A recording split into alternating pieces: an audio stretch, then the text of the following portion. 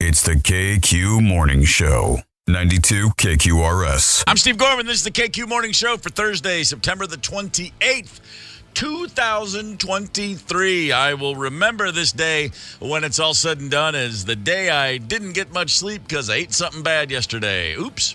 Oh, that's what me. was it? I'm just getting it out of the way. Here's why I'm telling everybody this. Because in the middle of a segment, if I jump up and run out of the room, I don't want you to think my feet are on fire. That's not what's happening. There could be a fire. There could be some bubbling lava, but it's not that. Okay, just there. We've established the ground rules for the day. I may, in the middle of a situation, just have to fly. That's how it goes. Moving forward, whoo, baby. Good morning. Everybody good? Well, better than you. I mean, I'm regular. I feel I'm going to go ahead and throw this out there, too. I know Candace Wheeler's not having the best day. It's just, I tried so hard not to get sick. I've been taking my vitamins. Yep. Oh, you're a sicky girl. I've been doing everything I'm supposed to do, and still it got me. Hanging out with those boys, I think. Little something floating around, and you picked it up. Little bug. So.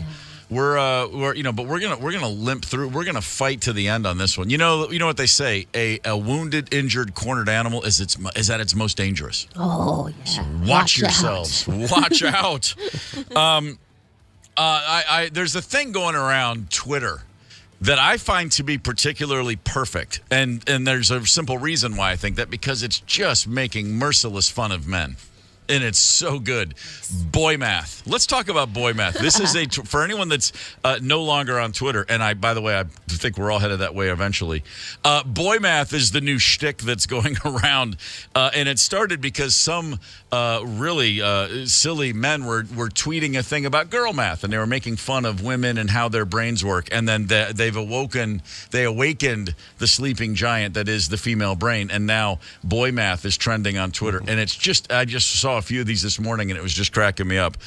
For example, and I just have to share a few of these because, again, we all know that if things were equal, if women were truly, what do we say, Zeb? Amazonian. If the sexes were equally physically capable, women would have the whole world locked up in about 6 hours. Yeah, destroy us. Yeah, we would not literally. And by the way, I'm not trying to be funny. I truly believe that. Yeah. It's like, because we would be fighting over what to do first, and we'd look up and go, oh wait, what happened? It sounds relaxing. I mean, Jesus, take over already. Hey man, when both times we had kids, I said, why don't men have the babies? All I want to do is have a reason to watch SportsCenter all day. I'll nurse that baby. I'm fine. Hand it over. The teenage years. Yeah. What are you kidding? You're just going to feed me and let me watch TV and I have an excuse? I want to be the baby that's just breastfeeding.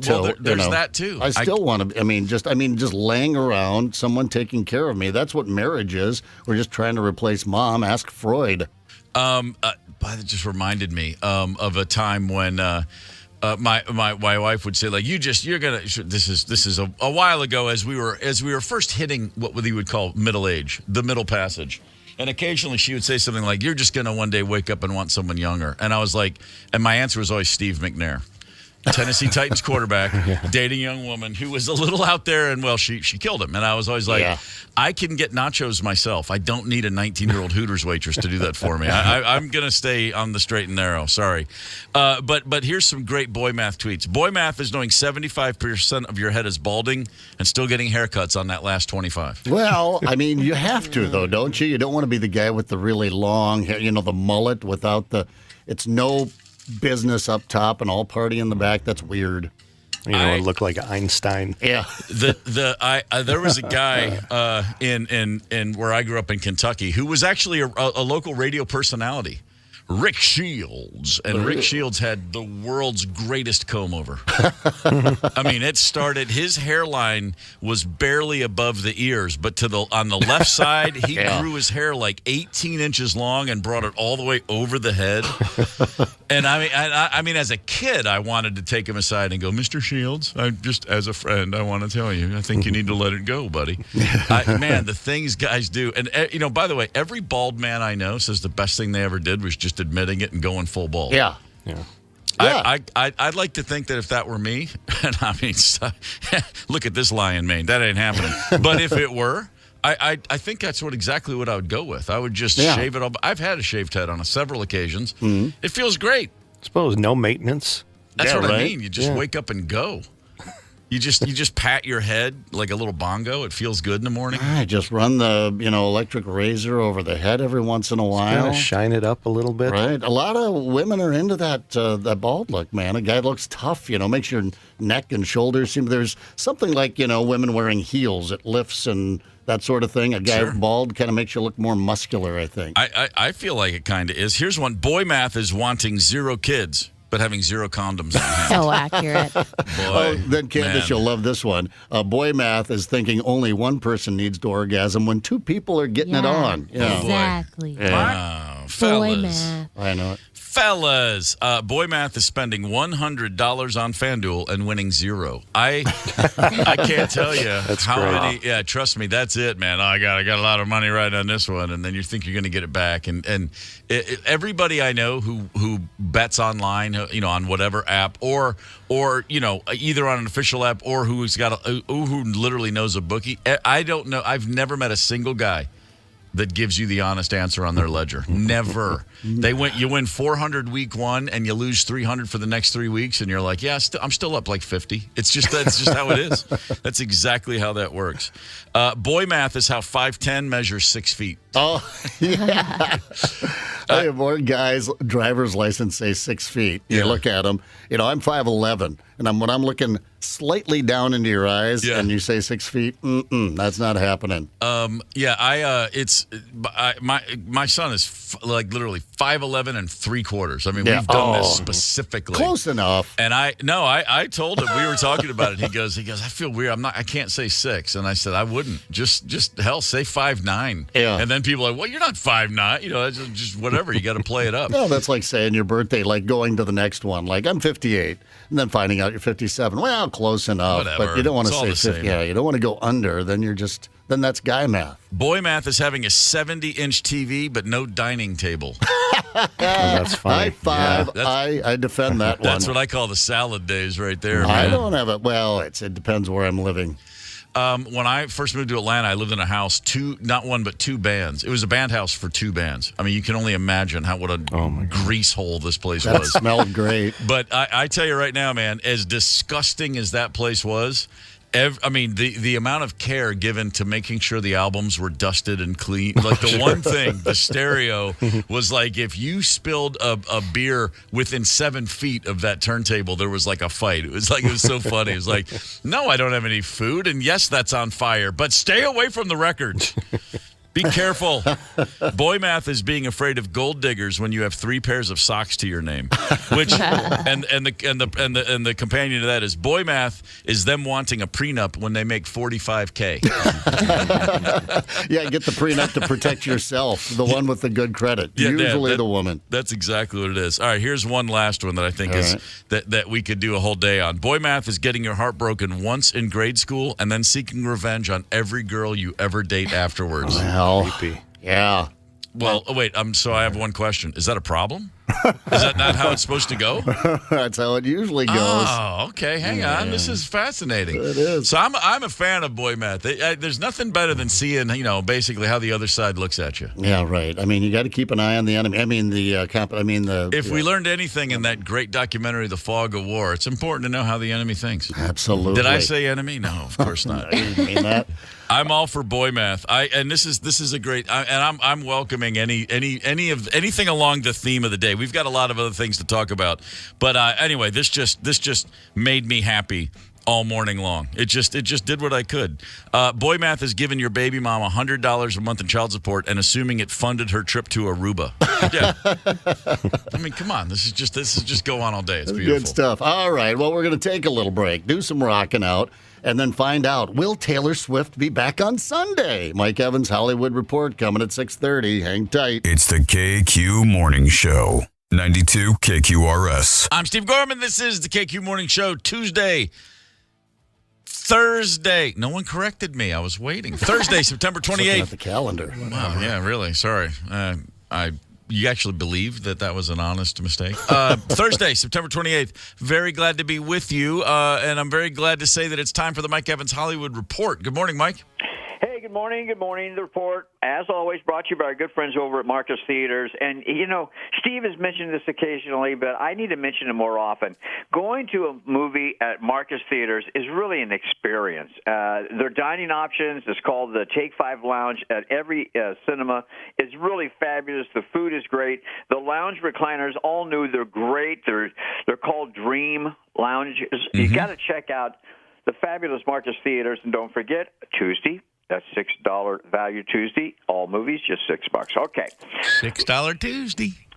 So, Steve, look, occasionally I pee on myself. I know I occasionally I will get an item wrong while trying to break a story ahead of everybody else. It happens occasionally. We're speaking figuratively. I'm so glad to hear that. Thank you.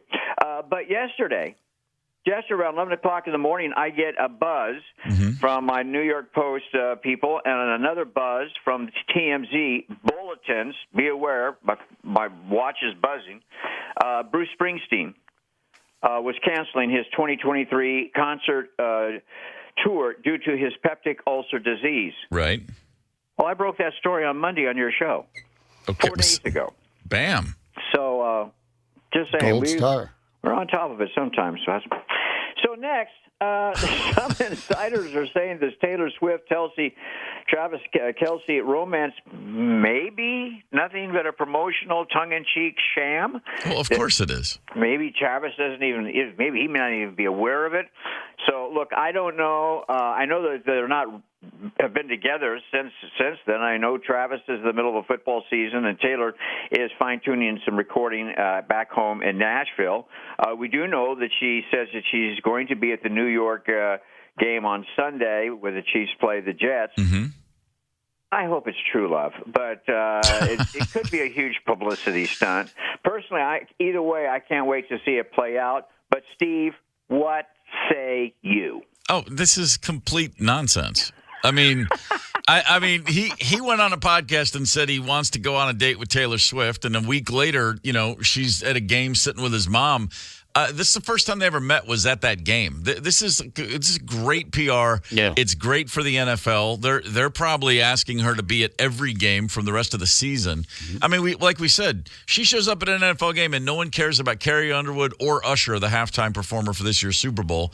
This is amazing for the NFL, and everybody who's saying that's not true, you're just kidding yourself. Yeah, she's the biggest star in music. True love. They're going to be married by the end of the season. It's like, wait a minute, hold on. Maybe their agents are dating. Maybe they're just two people in their early 30s who can do whatever they want, and they want to hang out together and talk about. I mean, they're just. It's great for both brands, if you will, and I say let those kids have all the fun they want. And whatever the case, man, it's been a hell of a promotion, even if it's just 2 weeks. Yeah, of course. Wow. Odds and ends. So Hollywood strike may be over, but if you're planning a trip to Las Vegas, be aware. Culinary, valet, dealers, hotel workers have voted to strike, which would strip the strip of all action. Oh, my gosh. Yeah, stay tuned. Imagine having planning a vacation to Vegas. You go there and the whole place is on strike. No, hotel rooms aren't being cleaned. The casino. Oh, I can't imagine. Go get them, people. I'm all for the union. And while the writers, they're back to work. Yeah. Be aware, the Screen Actors Guild and the American Federation of Television Radio Artists have broken off negotiations with the Alliance of Motion Pictures and Television Producers. Mm-hmm. Translation: all TV shows and motion pictures are not back to work just yet. No, not at all. Stay tuned. Bitter party of one. So Angelina Jolie, once again, says that she and her children are still... Well, Steve, they're trying to heal after Brad split with them. And I say, really? She's worth $200 million. She has a half a dozen homes. Her children are 21, 19, 18, 17. The twins are 15. I say, it's been 7 years since you broke up and seen each other. It's time to move on, don't you think? I still got a beef with my old man. He's been gone for years. These things take a while. I guess. Scoop, Britney Spears cut herself while doing that stupid knife dance. Right. Couple of stitches on her right thigh. Bandages showed up in photographs yesterday afternoon. Not surprising. What do you think of this, Stevie? In Portugal, Brazil, the new hot thing is nude barbershops. They're trying to get a couple opened up here in the United States. Health departments so far won't give permits. Can you imagine a guy is cutting the front of your hair and he's right in front of you and he's completely nude? I don't think I need that. I can imagine it. I choose not to. It's itchy, doesn't it? I don't get the point at all. But yeah, boy, the itch. You're not kidding, Zep. That's a recipe for some back scratching. Yeah. I tell you what, nude barbers. Okay. We got some football news tomorrow. Got some movie reviews tomorrow. Some other stuff tomorrow. What's going on today in Minneapolis, St. Paul? We're trying to figure it out ourselves, Mike. We're just getting started here. If anything breaks, we'll let you know. Hey, if anything breaks, I'll let you know. Cheers, brother. See ya. Mike Evans, Hollywood Report, right there. Right on. Boy, he's got a lot of Britney Spears thoughts. Yeah, he does. It's super annoying. Yeah, I mean, let the girl live. Oh my gosh. Yeah. She's fun. I mean, she's a hot mess, a dumpster fire. I watched her Benny Ha job. What am I audition? I thought it was impressive. Yeah, I did too, actually. Yeah, whatever. Let her go. Ting. Britney is Britney. Let her die. Let Britney be Britney. Let her die. Wow, that's Well, kind I of mean, hard. just let her live, let her die, let her do her own thing. Let Britney be Britney. Let's look back. How about a history lesson? I want to learn about sports. I want to learn about music. Well, you've come to the right place, monsieur. Okay, check this out. The first ever nighttime football game in the United States. The first time football was played under electric lights, it was a game between the Mansfield State Normal School in Mansfield, Pennsylvania, and they played against the Wyoming Seminary, also from Pennsylvania. The year? 1892. 1892. Some people in Pennsylvania strung up some lights so they could play football at night. Yeah. I don't know if that's impressive or completely insane. But I literally thought it was going to say like 1949. 1892. On this day in 1960, Ted Williams played the last game of his career, the only guy to ever go 400 in the quote-unquote modern era of baseball. Ted Williams, notoriously grumpy, had his last ever game at Fenway Park. The place was packed. Standing ovation for 2 minutes as he stepped into the plate in the bottom of the eighth inning. Final at bat, hits a home run. Literally, he couldn't script it any better. Crosses home plate, runs to the dugout. Fenway Park is rocking. He does not leave the dugout to tip his cap to the fans. That's a way to go out. Yeah. Definitely. Thanks for nothing, suckers. The splendid splitter. It's the KQ Morning Show, 92 KQRS. Zep, Tony, Candace, and Steve Gorman are the KQ Morning Show. 92 KQRS. I'm Steve Gorman. This is the KQ Morning Show. It is Thursday, September the 28th. Good morning. Hey, tomorrow on the show, we're going to be speaking with Ann Wilson of Heart. Yeah. Oh, man, can that woman hit a note. Oh, yeah. Ann Wilson still sounds incredible. I saw some videos of her recently playing a gig with the owner of the Indianapolis Colts, Jim Irsay, who's a multi-billionaire who's bought up instruments from a ton of people. He's got the Beatles, Ed Sullivan instruments. He's got Jerry Garcia guitars. He's got this incredible collection, and he takes them all on the road, and he put a band together of a bunch of ringers, and they perform and they raise money for charities. And Ann Wilson was singing with those guys. It was Ann Wilson and Steven Stills and a few folks up there, and I've watched like 9 minutes of her just belting. Anyway, she's going to be on the show tomorrow. I believe Jess Cesario is going to be in studio with us tomorrow. He's at Acme for the weekend. Terrific. It's going to be pretty fantastic. Hell yeah. N'est-ce pas? It'll be pretty nice, isn't it? It will be great, won't it? Yeah, that's tomorrow on the KQ Morning Show. Right now on the KQ Morning Show, it's probably better. You know, like if somebody looked at your Google history, they'd just stare at you with their mouth open and go, "What's wrong with you?" I think every one of us, we have such twisted ways our brains work, like what leads from one thought to the next. And sometimes we start conversations here, we have a topic, and I'm like, how did we even get onto this? It's best just to move forward. Forward momentum is always the key, but we were discussing first kisses. Yeah. And not just your first kiss, but a lot of first kisses. Every time you kiss someone for the first time, I think that qualifies as a first kiss. And off the top of my head, more often than not, they were hardly cinematic. No. You know what I mean? Not the stuff of legend. Second kiss, third kiss, usually a whole lot better. But let's go right back to the very, very beginning. Do you remember, Tony Lee, your first kiss?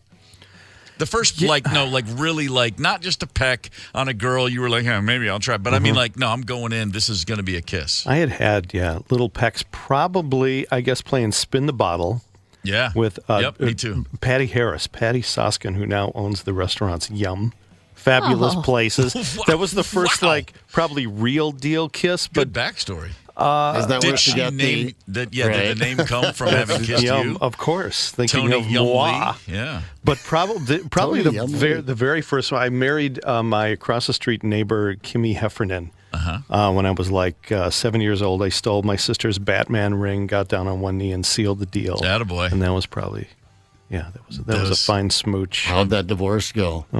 Well, I'm still paying. Yeah. Yeah, she took the G.I. Joes. It was brutal. Not with Kung Fu Grip. I proposed to a girl by cramming a Fig Newton onto her finger, and it just bore the hole right out, and it stayed around there. And I was like, "Where are you and me, kid?" Mantic, and then she's got Fig Newton under her fingernail. Exactly, Ellen Alvarez. That was and those were the pecking days. The first actual kiss for me, like you, also Spin the Bottle. Yeah. At a party, just moved to Kentucky, new guy in town. And first party I go to, and there's the bottle, and there's and I was like, this is interesting. I have to play this cool, like I've been here before. Yeah. And I did a decent job of it, I guess. But that's when I learned I learned a few things that night, and the most important lesson was the cutest girl is not necessarily the best kisser. Good thing to learn. True. Good thing to learn early, because I was very, very thrilled when Ashley Barnett said Steve, and I was like, oh yeah, that's the first draft pick, and then it was later with Susan Bradley that I realized the looks and the kissing don't necessarily go together. See what I'm saying? Right, exactly. Yeah, mine was, I remember it was Spin the Bottle. Was really? The first real Listen to us old guys. I feel like I'm sitting on the shag in the basement right now. And anyway, doesn't spin so well on the shag. Boozema house. Oh, yeah, it spins. You can whip that sucker right around. And besides, it was the Boomsma house. You know how that shag gets pretty matted over a couple of decades. That's true. That's very true. Anyway, it was Lori, and it was the pack. I remember we bumped noses, because we forgot to tilt the head. So that was the pack. But later on, it was Lisa that said, that's not how you kiss. And she went like full wide mouth open, and it was wet, and I was a little freaked out. And that was Lori's sister, Lisa. Oh, boy. So, that was That was the first. I remember that one. And then I remember my first mashing kiss. That was parking, out along the gravel road out there. And, the best. Yeah, for like 8 hours. Mm-hmm. I mean, I wasn't even trying to cop a feel, as we would say back in the day, or something like that. It was just hardcore making out for about 8 hours. Yeah, absolutely. But the first, I think back to that. I mean, I can still. It was John Chuning's house. I can see the room. I can see the rug on the floor. It was like a Persian rug, and I was like, they must be rich. Look at this rug. I mean, all the things going through my head. Candace, Spin the Bottle, still something going on in your day? Nah. It was gross, the kiss. It was like, I remember, his breath just tasted really, really bad. Yeah, and sure. I can, still, remember it. But I had a little biker gang in my neighborhood growing up, so I remember just all day, Laura would bike over to me. She's like, so Toussaint really wants to kiss you tonight. And then, he would say that, and, Dylan would say that. It was, a whole setup all day long. And then it finally happened. And it was not great. Oh, the buildup that's not good at all at that age. Mine was wait, we're doing what? And all of a sudden I'm kissing somebody. I didn't have time to freak out about it. Right. That's a long day. That, I would say, at those days, there's two things that I think would be horrible. And I lived through one of them. And it's, okay, you had you're going to get kissed tonight. I had after history, you're going to fight him in the bathroom. Just I've been called, my manhood's been challenged. And it was I had 6 hours to stew in school knowing I was going to have a fight later. I was really Feels young, about the same. That was I don't know, maybe I was 10, 12, I don't know. But then my first boyfriend, Tim, when I was 15, I just remember kissing him, and it was uh-oh, boom, there it is. Mm-hmm. Curling them Heavenly toes. Choir, the whole thing. I I do remember when that spin the bottle, you'd always, because ours, we knew what was coming up. We all knew we were going to be experiencing our first kiss, but it was no one's first kiss because we all lied and said, oh, yeah, I've been kissing before. I'll show you how it's done tonight. Of course, yeah. But we were going over to the house party that night, and we knew the Boomsma family. They didn't pay attention. The TV was really loud upstairs. Mom was half drunk when we got there. So we were left to our devices downstairs, and we knew this was going to be a spin the bottle party, and you would try and spin the bottle. So we talked about it all day at school. It's the only thing we talked about. Try to spin it to land on that girl that you liked. Oh, of course. Which never worked. Oh, no, man. Every guy in that situation is suddenly a physicist. You're like, mass equals velocity times drag. Yeah, no. You're like a NASA scientist as you're looking around the circle going, where do I need this to land? Jeff was practicing. So I was practicing my speed. You can't practice. You get nervous. And It's that, I will say, I'm sorry, I greatly prefer a bunch of kids with one Sprite bottle in a basement to nowadays, like, oh, I'm not sure what to do. Just pull up Pornhub on your phone. I mean, I'm sorry, man. That's a whole different experience. I know, right? There's, I suppose, the lack of innocence. I love Ben's admission here. I was at a bonfire party with friends. Girl I was really into kissed me, but her hair got caught in my glasses. Glasses came off my face. Proceeded to get destroyed by people dancing at the party. She apologized over and over. We never dated after that. Party was still fun. Oh, it's perfect. Destroyed the glasses? That's great. Yeah, that's a good one. I can tell you that I would have thought, like, if something like that happens and you survive it, then you just feel bonded. You've got that story to tell forever. Yeah. I don't know. Like, I things like that, to me, that's like, at that age, if you go through anything with that first girl or that first guy, and then you both kind of, and you don't, as long as you're not completely horrified by the person, it's like, we're bonded now. We've got this moment. I grew up with my head in the clouds. I was picturing at all time, like, my life, I thought it was going to all play out like Diane Lane in A Little Romance. I'm probably going to meet Diane Lane in Italy one day, and that'll be it. You know? And along the way, when you are least expecting it, then suddenly you're like, the way she handed me back my pencil was pretty amazing. Oh my God! I think this is the one. I was having those constantly. Oh, I fell madly in love with anyone I had a crush on. I mean, it was all the way to the end. We were happily ever after stuff. Colleen has a good one here. Her first kiss, awkward after a terrible date, burped in his mouth on her first kiss. Oh, in the middle. I was mortified. That's okay. Yeah, that's okay. Yeah. I have to imagine. This didn't happen to me. It happened to my best friend, and he told the story, and of course we just howled for hours. And it was similar. His first big makeout session with the girl of his dreams, he was just farting the whole time.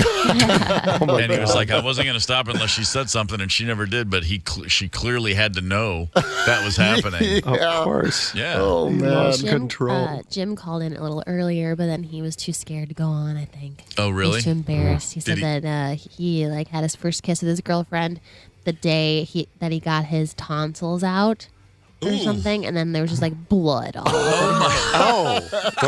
Well, you're not gonna. I just had my tonsils out, but no boy or girl probably is going to say, "No, I'll pass. I just had my tonsils out." It's bad timing, but you're still going in, right? Yeah. Wow. Yeah, that's not good. Oh, man. Got a text here. Said, I was 12 and the babysitter was 16. She was there to babysit my 4-year-old sister. Oh, yeah. Look out. Wow. Look out. Saucy. Yeah, I think that's actually a John Hughes movie, isn't it? I think it probably is. I saw that one. Pretty in Pink or something, 16 Candles. Something like that. One of those early ones. All right, well. Real quick, I'm sorry, just reminds me. I babysat for a young couple. I babysat a ton as a kid. I was the responsible kid in the neighborhood, which is just hilarious. Good money, usually. It was great money back in the day. I mean, $1 an hour in 1978, 79, I was feeling pretty good about it. Yeah. There was a younger couple that had a little boy. His name was Frank, and I'd go babysit him. I don't even remember their last name. They were friends of our neighbors, but they lived a couple miles away. And they came home from their night out, and they had a 65 Mustang convertible. They had at the time, it was 14 years old, but it was perfect shape, and they drove it only on for a Friday night date or whatever. And they came in, and they were both, the dude was hammered, and the wife said, I'll drive you home. And we got in the car, and immediately I recognized she's had a few cocktails, but it was just a couple miles in a small town. We're not going fast. And I remember getting in the car and thinking to myself, she's really... she's so sweet and she's really nice and she likes me. And I'm like, oh my God, an older married woman. Maybe this will be, I'm just like, well, because she was being very talkative and asking me, you love the Beatles, huh? Oh yeah, me too. We're just having a chat. And I'm like, I think she might be coming on to me. And we pulled into my driveway, and I remember like the whole time just going like, well, I should try something. I'm not gonna. This is weird, And of course, I'm literally out of my mind imagining this. Right. And she looked at me and said, okay, well, and she verped. Literally just caught it and the V. Sorry, the verp. She caught it in her mouth, and she's like, "Oh, that's disgusting!" And she spit out the convertible, and I was like, "I'm going to go inside now." And I was like, "Yeah, so much." The whole time I'm thinking she's chatting me up because she likes me. She's just trying not to throw up the whole drive. God bless her.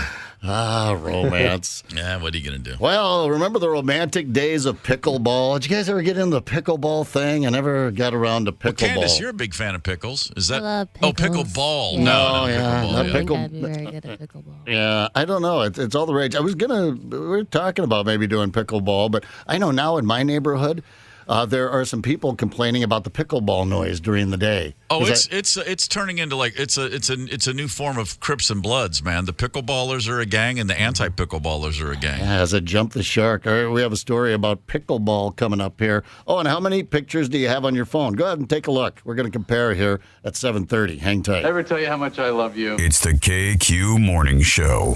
92 KQRS. I'm Steve Gorman. This is the KQ Morning Show. Excuse me while I whip this out. Blazing Saddles. By which I mean my phone, of course. Yes. The average American whips their phone out to take a picture 6 times a day. Outrageous. 6 times a day. And I know a lot of people are listening to this going, only 6? Yeah, are you kidding me? You're way more than that. Yeah, we've done a number on our former friends called photographers by giving everyone on earth a phone. I mean, a camera in their phone. Did we not? I mean, remember when cameras used to be something like, hey, you got a camera? Huh. Those days are long gone. Just got that from one of the kids the other day. They said, we were talking about something that happened years ago. Did you get a picture? I said, well, no, I didn't get a picture. Why not? I said, because I didn't have a camera with me. Of course. Oh, that's right. We weren't always carrying around a device that would snap 1,000 pictures a second. When I see a photo of myself that I didn't know, that I'd never seen before, and then also that I didn't even know existed, I mean, I'll still occasionally on Facebook, somebody will pop up from, like, say, 1988 and go, remember that party at Max? I just found this photo. And I'm like, hold on, before I even look at it, like, I do remember that party at Max. Oh, my God. And then you get this insight into a moment in your life you haven't thought about in 40 years, but it comes right back to you. It's amazing to see photos. The power of photography completely lost now. I mean, occasionally you'll see a picture and go like, oh, it'll stop your breath. But, man, that used to happen a lot more often. Right now, apparently, the average American, let me see what the number is, on how many phones are currently in our phone. Just under 3,000 is what this says. 3,000 photos in our phone. And I'm thinking, I normally look at myself like I'm not keeping up with trends. I'll come straight to you. Now, part of this is because I probably have duplicates and there's a ton of photos I have no business keeping. Here's in my phone right now, Recents. The album called Recents, 5,495. God, I thought I had a lot. You guys are going to freak out. Yeah, I bet yours is 5 or 6 digits. Wait, hold on. Tony, how many? No, only 1,756. And you have I thought kids. that was a lot. Zep, what do you got, bud? 7,493. Oh, my God. But to be fair, I take pictures of all my receipts because I was going to put them in this app where you keep your receipts right. that I downloaded in 2016. I still haven't done that yet. Tomorrow I'm going to. So every time there. you go to the bar, you get the receipt. So, so that explains it. It'll be a lot more than that.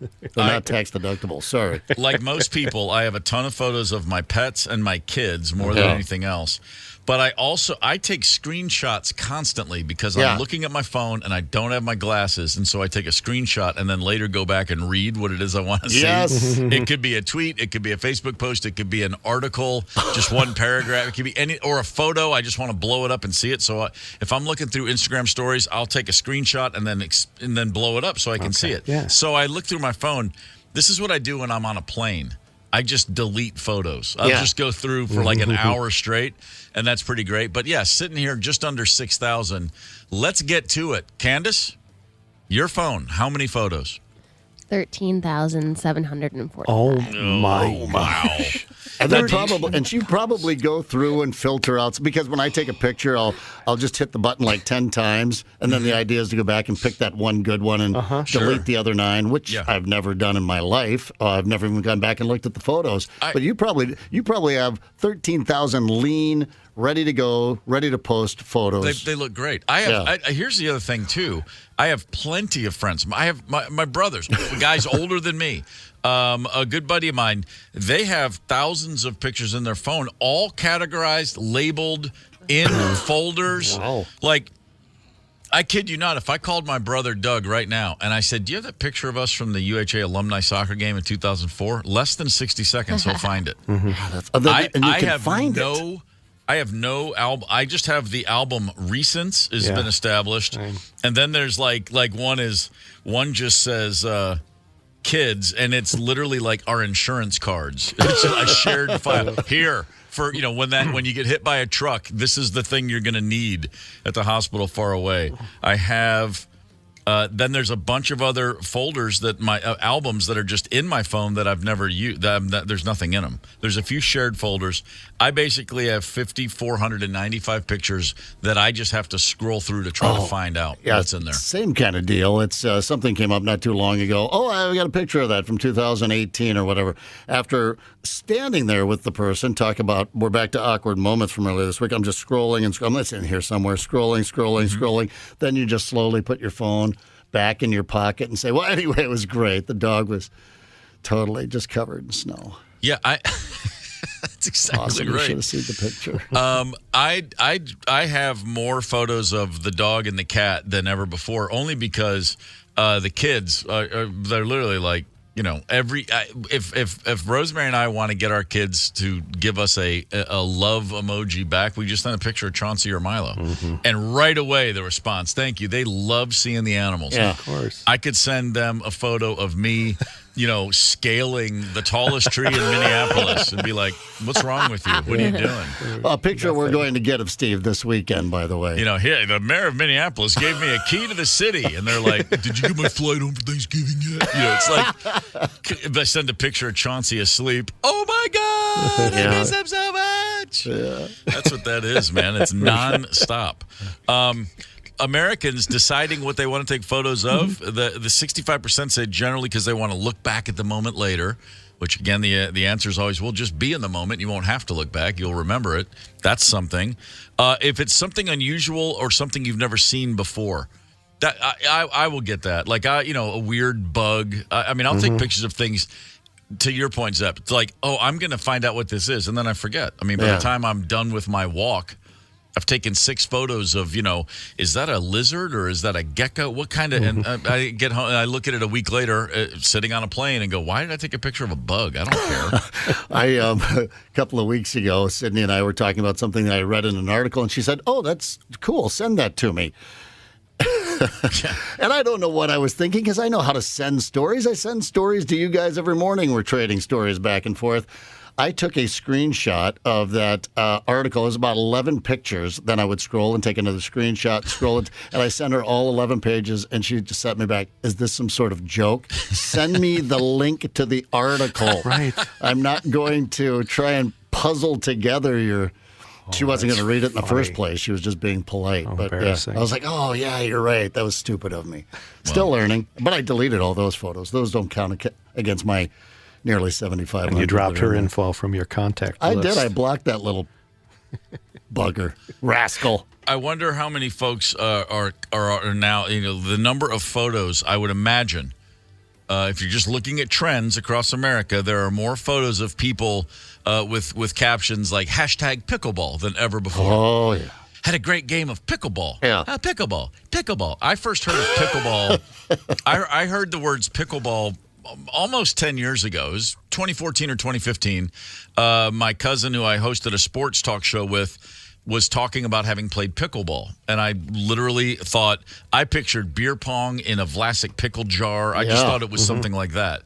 And he said, no, pickleball, you got these paddles. He explained it to me, and I was like, why on earth would you do that? He goes, well, because, and this is what he said at the time.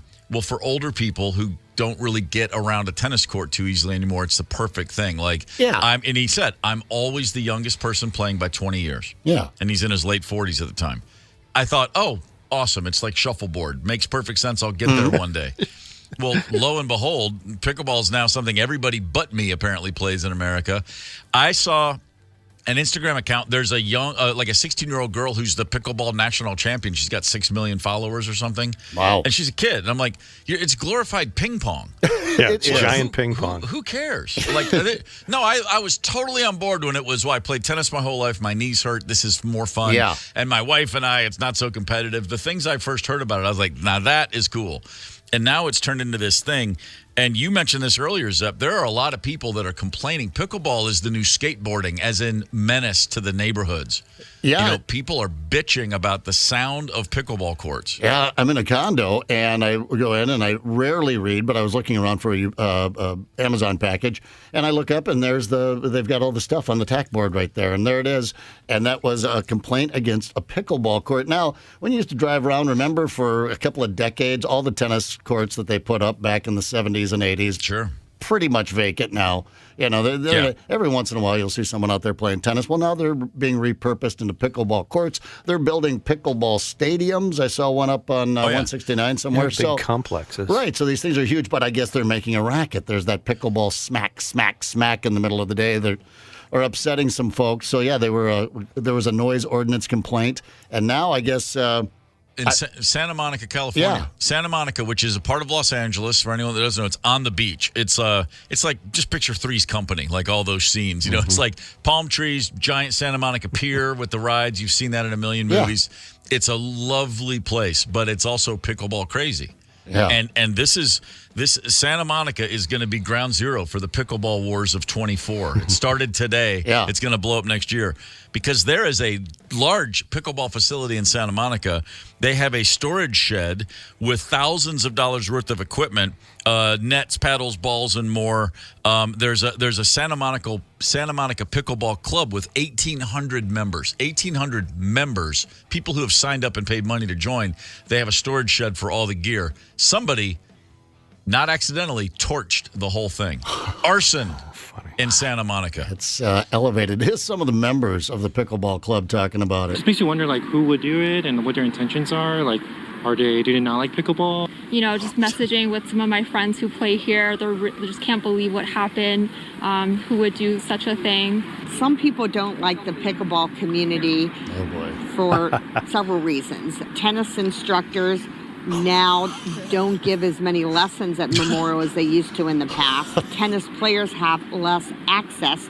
Also, there's some private pickleball players who don't like the club because we provide public play for everybody. Okay. Hold on a minute. First of all, so it's tennis instructors are bitching because they don't have any lessons anymore. So that sounds like a B plot from the movie Fletch to me. And then tennis, and then who else? It was and then tennis players can't find courts. A tennis court, a public tennis court can easily be converted to 4 pickleball courts, and so you can have 16 people playing where there once were at most 4 able to play. And so I guess public, like the private tennis clubs and this is such a first world street turf war. And their pickleball community. Oh, the community. That's when it jumped the shark for me. That's right. Once you say, well, our community, it's like, stop. Yeah. Put a fence up around it. If you don't want problems, fence yourself in. A pickleball community. I guarantee you there's going to be a town in Ventura County, California, in less than 5 years called Pickleball, California. It's going to be gated. It's going to be gated, and just like everyone we know who's truly addicted to golf, that's what pickleball's turning into. It's the same thing. I have friends who golf 5, 6, 7 days a week, literally. Oh, yeah. They have to golf, and I think that's exactly what's happening with some of these pickleball people. I agree. Although unlike golf, I think when pickleball goes away, it's going to go away in 24 hours. Well, it's like jogging in 1977. Remember that? Yeah. Right. Or you know what else it was like? I remember probably summer before 8th and 9th grade. This was big doings in a small town in Kentucky. Do you know what's coming? A racquetball facility. Oh, racquetball. Man, I got into racquetball for like 1 year, man. We were always playing rats at the racquetball court, man. And they had, not only did they have racquetball, they had a little something called Nautilus. Oh, yeah. Weight machine. Not free Nautilus. weights. Yeah, sure. Nautilus. And, boy, we were all just doing leg crunches and racquetball for a good, like you said, about a year. And then overnight, that thing just went off the cliff. Right, exactly. Racquetball, that is so 79. Steve, you're a big fan of Kids in the Hall, as I am. Do you remember there was a sketch they did? He was the Eradicator. Yes. Eradicator. I climbed the D ladder one rung at a time. One of the best ever. Yes, I remember. The Eradicator. Yeah, racquetball, pickleball. Yes. It's all the same. Well, I just love that the tennis community's up in arms. I love the idea of tennis instructors having like secret Reddit boards. Dude, nice work in Santa Monica, man. What'd you use? Just straight unleaded. Yeah. Just torch that thing. Right up. I couldn't believe how easy it was to burn down. Wait, is this online? Hold on. Take that. I thought this was a text. I didn't know it was a website. Tennis instructors. Well, we can laugh now, and we should laugh now, because in 45 minutes we're going to be talking with Sam Ekstrom about the Vikings.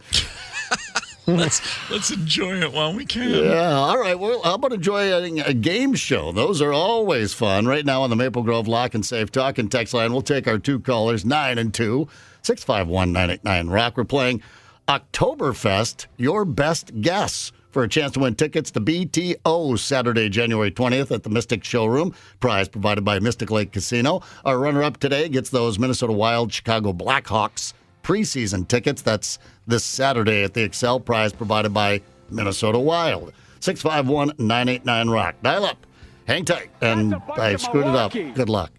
It's the KQ Morning Show, 92 KQRS. Zep, Tony, Candace, and Steve Gorman are the KQ Morning Show. 92 KQRS. It's the KQ Morning Show. It is Thursday, September the 28th. Def Leppard with the song Photograph, the second best song ever called Photograph.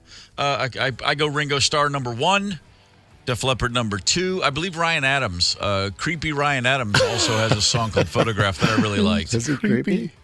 Ryan Adams? Not Brian, Ryan. No, right. I don't know much about Ryan Adams. He was with a band. The Cardinals. That's right. And then, he's incredibly prolific. The guy was putting out 2 albums a year for a while. Right. And then there was all of the weirdness with the ladies that kind of derailed him I missed for a that while. part, yeah. Apparently very long overdue. And then he went away and didn't show his face for 2 years. And then he came back and apparently everyone's over it now. Really? That's how it goes. Was Photograph about that? No, it was no, but it's a cool song. It's about having photographs of people, looking at them, like you do. What about, is it Daughtry? Yeah, Daughtry Photograph. That song slapped. Daughtry. Roger Daltrey? No, Daughtry. No. Just Chris Daughtry, I think is his name, right? Yeah. I was Look kidding. at this photograph. Or is that Nickelback? close. Wait, that's look at this Nickelback. photograph. Oh no, that song. I'd rather gargle Drano than hear that Oh, crap. it really makes me laugh. Oh, that sounds like a guy. He wrote that Great work in a version. punching bag. We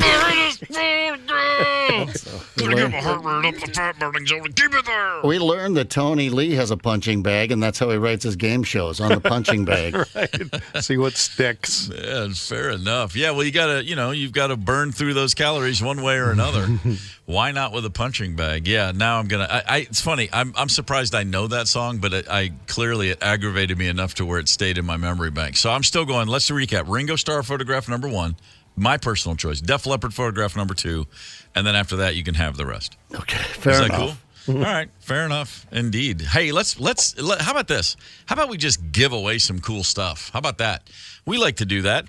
And check this out: Bachman Turner Overdrive. Wow. Not to be confused with the Atlanta band Kathleen Turner Overdrive. Great band for years in the Atlanta music scene.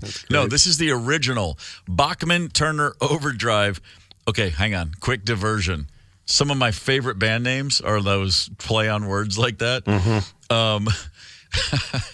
There was a band, I think they were from Portland, called John Cougar Concentration Camp. Oh, my God. I'm sorry, man. That's just I didn't funny. laugh at that. It's funny. I just read something on the internet. That is funny. There's just when I see those kind of band names. But Kathleen Turner Overdrive always got me. Yeah. That was always a really good one. The Brian Jonestown Massacre. Oh, there you go. Also very good. So Bachman Turner Overdrive, the actual band. I said this, Rosemary and I were talking about BTO yesterday. I was like, think about that sitting around. My name's Bachman, your name's Turner. What are we going to do? The Bachman Turner Syndicate? No. Bachman Turner Associate? No. Bachman Turner Company? No. Bachman Turner Overdrive. Yeah. And then it's like done. Boom. BTO is back, and they are playing Saturday, January the 20th. At the Mystic Showroom, and we've got some tickets to give away to that bad boy. We also have tickets today for a runner-up in the game we're about to play. Preseason Minnesota Wild versus the dreaded Chicago Blackhawks. That's this Saturday. So let's get to it. I'm excited. We've got a couple of callers on hold. Tony, what are we doing today? The timing is perfect for this fine gem. Oktoberfest. Your best guess. Your best guess. Yep. Okay, It's a time to marvel into the festivities of German culture and to celebrate beer. Yeah. We're gonna do this. We'll give you words. You tell us, is it a German word or is it a beer? Ein Prosit, and I'm gonna turn it over to our fine German linguist master, Herr Gorman. Oh, thank you very much. So, okay, again, it's either a German word or it is a actual beer brand. Yes, it's beer. That's what we're doing here. Sounds like a tough one. It does sound like a tough one. All right, let me get my best Oktoberfest, your best guess language going. I always picture you in leather when you talk like that. I see not a myself lot in of leather leather. way more often than I'm comfortable sharing with you, Zep. A collar, perhaps. Let's go, Candace. Who's caller number one? Marina from Cottage Grove. Marina, good morning. Hi, good morning. How are you? I'm great, thanks. How's your German? Oh, My what? Glockenspiel. Hey. I know a little German, and he's sitting right over there. All right, well, then this is how this is going to go, Marina. I'm going to give you a German word, and you tell me, is it a beer or is it something else in German? Does that sound good to you? Perfect. All right, and we got BTO tickets in the balance, so good luck to you. Okay, word number one, Dortmunder. Dortmunder, or as I like to say it, Dortmunder. There's a joy. There's a mischievous joy in all of my German words. I knew you'd love to. The first word is Dortmunder. Is this I'm going to say German word. It is unfortunately a beer. 9. It's very good on a hot day. Want to quench your thirst? Okay, number 2 on the list for you, Hacker Shore. Hacker Shore. That's 2 words, Hacker and Shore. Or as I call it, Hacker Shore. German word. Another beer brand. Oh, my gosh. Spent a little time in Germany. She doesn't know the key. The key. Oh, Don't give it away. I'm not going to. I will after the game. oh, I thought you meant there's a beer garden in Dusseldorf called The Key. And I was like, wow, you've been there too? It's incredible. They make a coach that make your hair straight. Okay, here's another word for you, Marina. Sauerbraten. Sauerbraten. German word. That's it. Very good, Fräulein.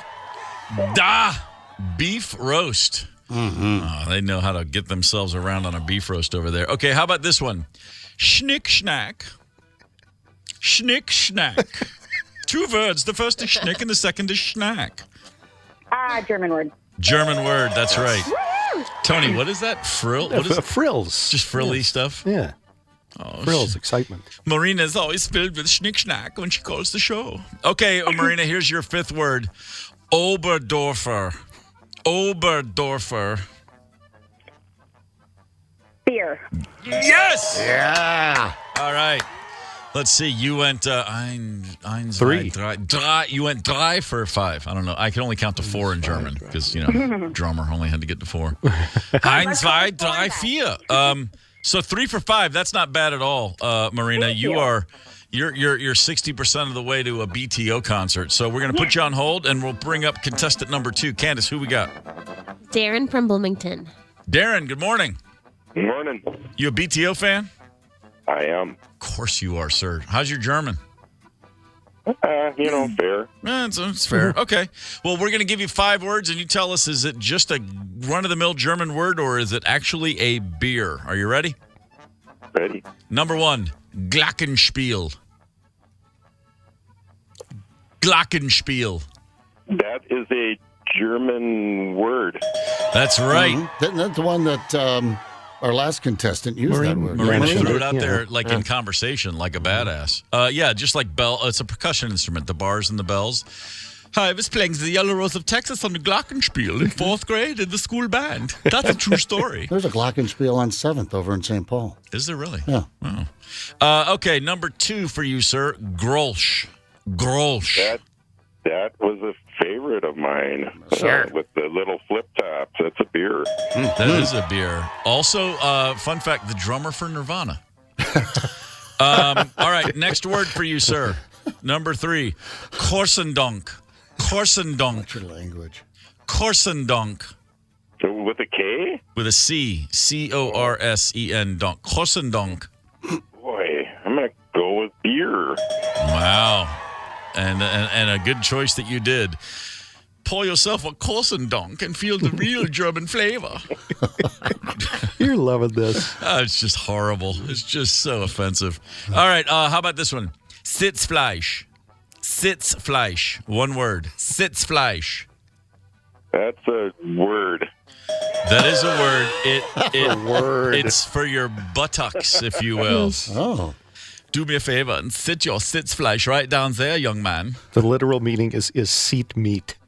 Oh, well. Sitzfleisch. Let's hope we all get some of that this weekend. Can you imagine the kindergarten class? I need all of your seat meat down. All right, your 5th word. Hang on. Gemütlichkeit. Gemütlichkeit. That's even hard to hear. Try saying it. Gemütlichkeit. Yeah. I'm going to go with that is a beer. Oh, I'm sorry. It's a word for friendliness and good cheer. But you should be filled with good cheer, sir, because you did go 4 for 5. Darren, you have won yourself. You have won yourself tickets to see Bachman Turner Overdrive. Awesome. That is fantastic. Nice work, sir. Marina, wonderful job. And again, throwing out Glockenspiel on your own like that was a boss move. You've got tickets to see the Blackhawks at the Wild this Saturday night and for some preseason hockey. Thank you, dear. Thank you so much. You got it. Great to have you guys in. One of the finest place in Northeast Minneapolis was the Gasthof zur Gemütlichkeit. So many bad decisions. Say that again. Gasthof zur Gemütlichkeit. It's not there anymore? Is it even open anymore? No, it's not. I mean, I don't know what's there. It's not there anymore, Gasthof's, but lots of snuff, beer boots, good spatzel. What's the shot they have where you can light it on, where they light it on fire? No, it's like an apple schnapps. Apple corn. It's called the Reichstag fire. No, it's not called toast. that. Oh, really? That sounds good. Ziggy-zaggy. Hi. One time, I just had this memory after I was saying all those words, especially when I said the word Sauerbraten. Hamburg, Germany, in the sometime in the 90s, rolled into town night off. Me and Robinson, my singer, and the Black Crowes, the two of us were just walking down the street, and we saw steps looking down into what seemed to be a tavern of sorts, and we were like, let's check this out. We go down the stairs to like a basement level, building, and I'm expecting, like that scene from Inglourious Bastards, the bar scene, it's like a tavern, the German tavern. Like in my mind, this is before that movie, but I'm saying I'm picturing something like that. But we walk in and it's basically a bowling alley, but it's not 10 pin the way we have it. I don't remember exactly what the differences were, but they were subtle. It was like a regular ball, but maybe it was less pins or more, or something about it was off enough where we were like, well, we can still try it. Who cares? But then they had food there, and we were looking at the food people were eating, and it just looked extraordinary. And we said, well, let's just order this. And we looked at the menu, and there was one item, and we knew what all the words for various meats were. And there was just a list of all these meats, and it was like 100 Deutschmarks, like a big amount of. And we were like, let's just order that, and we'll see what it is, and we'll split it. And we ordered it, and the guy who looked at us, literally, not making this up, the guy gave us the whole look like, my man. Like when we said we wanted this, he was like, you guys know what's up. And then he left, and we had these giant steins of beer. And about 40 minutes later, this guy brought a platter, the likes of which you've never seen. It was just meat. Oh. It was like every type of sausage you've ever imagined, a whole pork shoulder, like cuts of beef. It was just this meat fest. And we actually, I went across the street and down half a block to the hotel and called. I was like, you guys got to come help us eat this meat. We had to get help to put the meat piled. Everything was great. We all had the meat sweats and the meat hangover the whole next day. There was, by the end of it, there were 5 of us just sitting around, and everything was so good. And I was like, man, you say what you want about how funny they talk, and it's fun to make fun of the man. Give me a big platter of German meat any day. I am in heaven. Yeah. Chances are there's still some of that meat in your system somewhere. I wouldn't be surprised at all. There was white sausage and pink sausage and brown sausage and black sausage. It was incredible. We have a texter who said, please have Gorman use a German accent on every last Thursday of the month. All right. That's I'm going to go ahead and jot that one down. Everything's open for negotiation.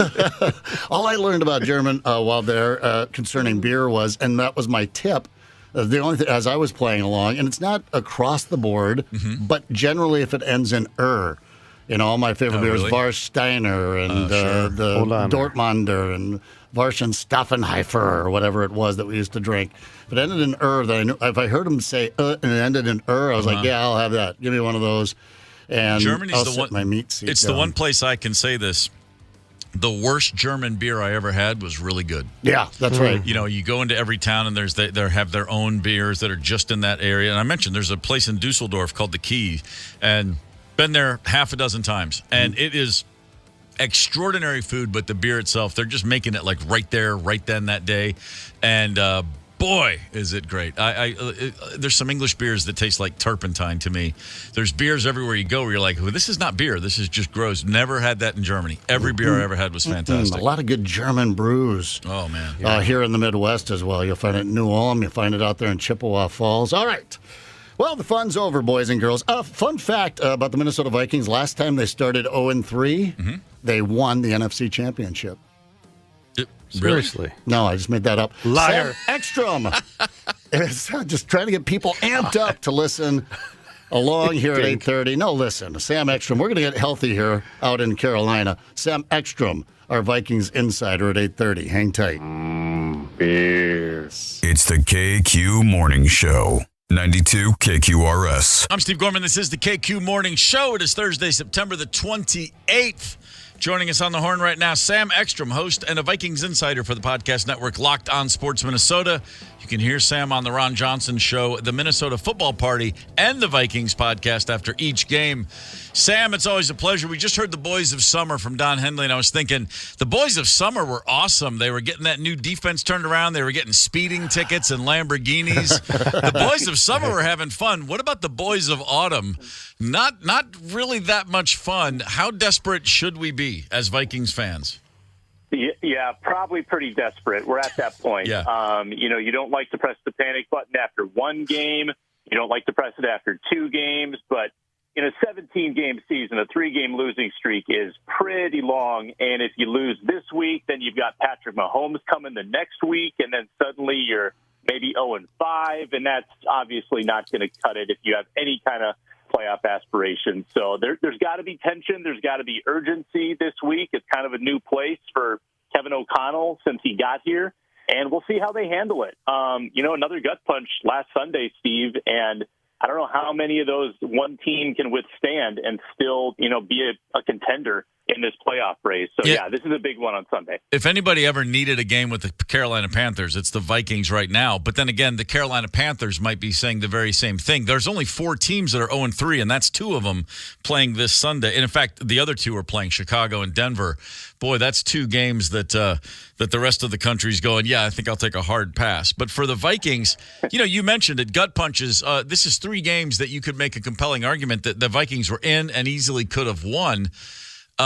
This game, I think, would be the first one where, with a loss, not just to say what it means for the rest of the season, but it would certainly signal, okay, this team is nowhere near what we thought they might be. If they lose to Carolina, I think it really does say a lot more about just the team we have than what they might pull off the rest of the year. Yeah, and Carolina is not nearly as serious about winning as the Minnesota Vikings. They've got a new coach, they've got a new quarterback, a rookie, and they're definitely early on this rebuild curve, whereas the Vikings are trying to capitalize on a closing window of winning football games. And they're just in two different places. So if the Vikings play down to the Panthers and they mess around and lose this game on the road, that would be an indication that things are, like, the window is closed for the Minnesota Vikings, because if they can function the way they have offensively and not turn the ball over like they have a team record amount of times through 3 games, they should win the game. But the themes have been pretty clear each game: poor protection or ball security, and that's held the offense back from making that one big play it's needed to in the fourth quarter, where one good drive could have beaten the Chargers, it could have beaten the Bucs back in week 1. You would love to have won 2 of these 3 games and at least be 2-1, and instead you're stuck at 0-3.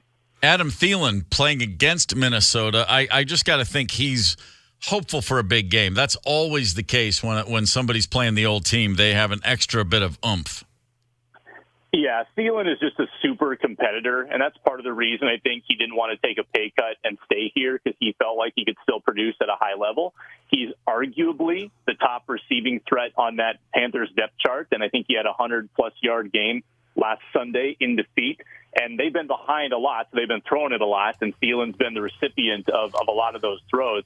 I think it'll be generally friendly, though, between Thielen and the Vikings. I think that he loves a lot of guys on the other side. I don't think there's necessarily bad blood, but I think that he probably wants to, show off for the fans that cheered for him for the last decade. Yeah, for sure. And he could have a big game. We've been talking a lot about the offense.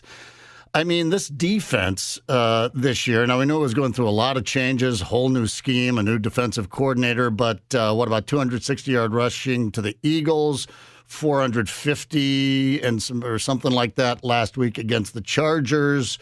Where's this defense at? Yeah, you make a good point there, Zep, that they've gotten shredded on the ground and they've gotten shredded through the air. So what exactly are they good at?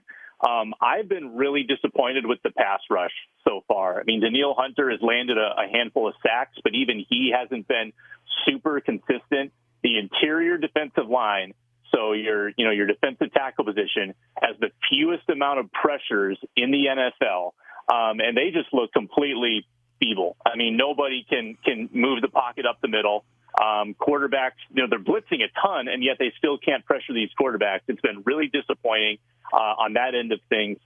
Maybe this week you're facing a Bryce Young who's a little more flappable as a rookie who's had some struggles so far in this early season. Maybe the blitz works a little better. But, yeah, that pass rush has not been transformed the way we hoped with Brian Flores. No, and to be fair to Flores, I mean, he hasn't put his defense together yet. They're still the GM, the head coach, the defensive coordinator. They're still trying. They're doing this long-term rebuild project. We saw a lot of moves in the offseason, and I think the idea was that it was going to be a better team, or the defensive scheme was going to be much more exciting and productive this year, but we're trying to find some positives here, something fun to watch in these games, and this team's not providing much. No, I think this new GM kind of inherited a game of whack-a-mole on defense, that carnival game. He's trying to plug a bunch of leaks, and this offseason he really decided we're going to completely revamp this secondary, and they got a bunch of new guys in there, and maybe this offseason he's going to completely revamp the pass rush. Maybe that's the plan. Yeah. But if you're looking for one positive, the rookie linebacker Ivan Pace Jr. has probably been one of their best defensive players, and that's not only it's a compliment for Ivan Pace, but it's also an indictment of just a lack of talent they've shown on that side of the ball, where no one's really standing out that much. You've got a couple steady veterans, yes, with Daniil and Harrison Smith, but even they aren't quite the impact players you hope they would be so far. So they're still gelling. They're still trying to figure out this Flores scheme and how to make it work. And, yeah, like we saw this last year, it doesn't happen right away. It takes a while to get comfortable, and I don't think the personnel is great. So that's a bad combination to be successful on defense. Sam Ekstrom's with us on the KQ Morning Show. The offense is just racking up stats on a historic pace. Cousins leads the league in passing yards. The Vikings offense, I'm reading, is second in the explosive play rate. A pass of 16 yards or more, run of 12-plus yards. The Vikings are second in that. So the offense is just rolling down the field. Do we need to slow the offense down a bit? Do we need to focus on the run game in order to give our defense more time off the field? These drives are great. Big strikes are great. But do you think there's a thought that maybe we got to become more of a grinding offensive machine as opposed to such an explosive one? Does that make any sense at all? Yeah, no, it does. It does. Because when you're trying to, pass the ball as much as the Vikings do, sometimes you can find yourself in 3-and-outs or really quick drives. If the first couple plays are incomplete, you wind up in 3rd and 10, then you don't convert. I think the Vikings' issue has been red zone primarily. I mean, they've just completely clammed up when they get inside the 20. They haven't been able to run the ball in there, which, it's helpful when you can run the ball into the end zone. Alexander Madison doesn't have a rushing touchdown this year. They've made some terrible mistakes through the air in the red zone as well. Cousins has thrown 2 picks down in that area. Justin Jefferson had that fumble against the Eagles. So it's just been self-inflicted wounds in key areas of the field. I mean, they've hung, 28 points and 24 points the last 2 weeks, and you could make a case they should have scored 35 both games because of the way that they have moved the ball. And that is the one silver lining, that they're moving the ball. The offense is functioning well. It's just these very chronic mistakes that keep happening when the pressure is at its highest. And that's just unacceptable. And Kevin O'Connell said this week, if you're not going to protect the ball, then you're not going to be on the field. We'll find other people who can hold on to it.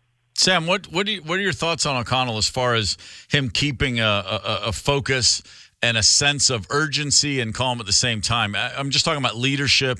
Does he have that locker room where he wants them, do you think, emotionally and mentally right now? Yeah, I get the feeling that he is pretty steady as a coach. I think the quarterback, who's obviously a big influential figure in that locker room, I think Kirk Cousins is pretty steady and focused on 1 week at a time. I think that's helpful to have those two people in your building pretty steady. It's not like the Chicago Bears who are in complete shambles when they're 0-3 and they're firing people and the quarterback's throwing the coach under the bus. Like, it's not like that.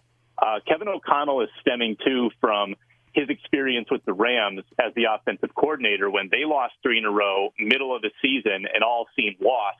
And then they got hot end of the year and won the Super Bowl. He's trying to channel something from that season and use that mojo here with the Minnesota Vikings. Obviously, that Rams team was a little more talented on defense, but we won't count that. We won't talk about that. Yeah, no sense going down there. Well, win or lose, the good news is there's at least a 50-50 chance that for the second time this year, next week, Taylor Swift will be at U.S. Bank Stadium. So at least we have that to look forward to. Yeah, I mean, that might be all we have to look forward to at that point. It's awfully presumptuous to think they're going to be together that long. This is Taylor Swift. Well, she's looking at the schedule, and she's like, I'm hanging with the team as long as they're easy wins. So that'll be her return to U.S. Bank Stadium. That's what I'm saying. She was just here a little while ago. Sam, before we let you go, favorite Taylor Swift song? I know you got one. Come on. Let's go. Need to calm down. Attaboy. Yeah. I knew he'd go with that. You knew it. We did. We all won odds on that. Sam, thank you, brother. We'll talk to you next week. We'll see what sort of state of mind we're all in after this game Sunday. Thank you, sir. Yeah, thanks. Hey, the 92 KQRS kickback jackpot, it's $4,000 right now. Why don't you do yourself a favor? Meet up with Woody and Bud Light at Dugarel's. Dugarel's in Hastings. Am I saying that right? Dugarel's? I'm unfamiliar with this place. I don't know. But I guarantee you the folks in Hastings know how you say it. Dugarel's in Hastings during the first half of Sunday's game and sign up for the kickback jackpot. If the first play of the second half is a kickoff return for a touchdown by either team, you could win 4,000 clams. If not, we're going to roll that prize money over to the next game and add another 1,000 to the pot. Complete contest rules. Check them out at 92kqrs.com. You're not going to care if the Vikings win or lose if you win 4,000 clams. That's a fact. Emotional support animals. I thought they sort of jumped the shark with that whole emotional support animal thing with the lady trying to get the peacock on the plane. And by the way, emotional support animals are very real. I've got a couple of good buddies. One of our veterans here in Minnesota that has an emotional support lab. They're real. They're fantastic. But sometimes it gets really kooky. And the peacock was nothing. Wait until you hear what one Philadelphia Phillies fan tried to get in the game recently. We'll tell you at 9 o'clock. Hang tight. Oh, golly, who can understand that? It's the KQ Morning Show, 92 KQRS. Zep, Tony, Candace, and Steve Gorman are the KQ Morning Show, 92 KQRS. I'm Steve Gorman. This is the KQ Morning Show. It is Thursday, September the 28th. Whew, baby. That means we are right around the corner from October, which is Rocktober, to go along with, what was this month? Rocktember? September? September? Yeah. September. I like that. Yeah. September works. Yeah, you were here all month. Let's call it September, retroactively. Right on. It was September. And then we have Condoctober coming up. Candace, it's your month. You got it. You're the Halloween gal. Yeah, I love Halloween. We know you do. You always get that tone of voice when you talk about Halloween. Okay, here's remember Sports Illustrated used to have a thing every week. You'd get the issue and you'd open on the back page. They had one little news tidbit, and it was called This Week's Sign of the Apocalypse. That was always a thing. This week's Sign of the Apocalypse. Okay, remember Taylor Swift? Remember that pop singer, big star? She went to the Kansas City game on Sunday. You probably heard about it. Yeah. There was a photo of her taken in the booth, the luxury booth where she was sitting with Travis Kelce's mom, and she had a chicken tender or a chicken finger, some sort of thing on a plate, and there was some ketchup and some ranch. And the post, someone tagged it and said, "Here's Taylor Swift with ketchup and seemingly ranch." That was what it said on the post. The Heinz Ketchup Company has announced a limited edition bottle of a new item. It is called Ketchup and Seemingly Ranch. They have combined ketchup and ranch and called it Ketchup and Seemingly Ranch for Taylor Swift. They've made exactly 100 bottles. That's it. Okay. Those will go for a tremendous amount of money. Yeah. Anybody that has one will never open it. They will just leave it on their shelf, and then someone on eBay will pay so much money for it. Literally, Heinz Ketchup has produced something called Ketchup and Seemingly Ranch because of a post on TikTok of Taylor Swift with that very thing on a plate. Yeah. Well, I mean, Travis Kelce gained 300,000 Instagram followers from the kickoff of the game. Travis Kelce, a fairly well-known sports celebrity. Already doing okay for himself. 300,000 he picked up during game time. And then, of course, I think we already talked about his jersey sales went up 400%. And that's going to be fun when they break up. Yeah, there's going to be a massive Travis Kelce jersey burning session. The man hosted Saturday Night Live already. Yeah. I mean, he's as well-known. I had no idea who he is. He's as well known as any non-quarterback in the league. He's arguably the most famous non-quarterback in football today. Yeah. Again, hosted SNL last season and did a good job. He was really funny on it. I mean, it's just it's a guy who's already skimming above the surface of the average NFL dude, and now he's that much higher. And now there's his own condiment. Heard 2 entertainment reports in the last couple of days. Entertainment reporters, right? Pronounce it Kels. That's Swift actually how it's supposed to be. Is it really supposed to be Kels? It is. Yeah, when Mom says Kelsey, I'm going to go with Mom on that. So Mom says her Kelsey boys when she divided he said the jersey. That because so many people went on to say Kelsey that he just kept it. Oh, really? That's hilarious. Yeah. Not like Joe Theismann, the old quarterback. He changed it. Theismann? Right. But summer before his senior year at Notre Dame, he wanted the Heisman, so he said, "Call me Theismann." Oh, yeah. Seriously. It was Theismann up until he was like 21. Get back to me when she's dating Pete Davidson. Yeah.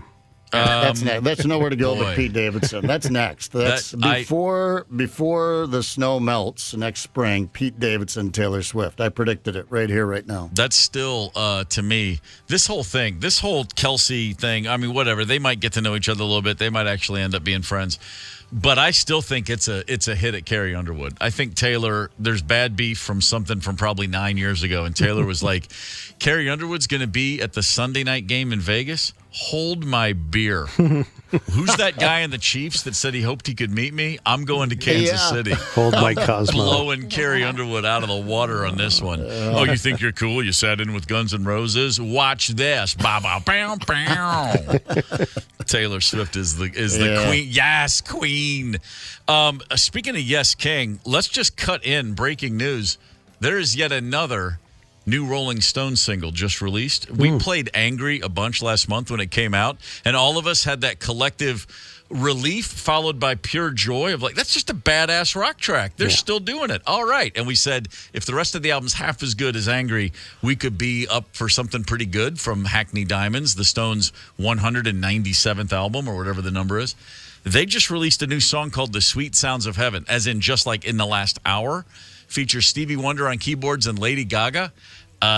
Sounds pretty great to me. And of course we hear Stevie Wonder there he plays, I know, keyboards, and he was on the Moog a little bit later on. Oh, yeah. By the way, Lady Gaga. Ooh, wow, that sounds amazing. You would expect that. I've never heard her perform quite like that. Unlike Taylor Swift, I'm a Lady Gaga fan, know a lot of her music, but Mick has never sounded better. Mick is tearing it up. Doesn't he sound happy? He truly does. And one of those 7-minute jams, I think the single on the YouTube channels edited down, like they edit down radio singles to about 5 minutes, but on the album, just over 7 minutes, and it could be longer. I mean, I Got the Blues. There's a handful of those of songs in the Stones catalog that's echoing, and a seemingly very, very appropriate new addition to the list of slow blues rock dirges that the Stones do better than any other rock band. I mean, this picks up after Tattoo You, right? I mean, this is, incredible. Everything in between this. I don't know where this album has been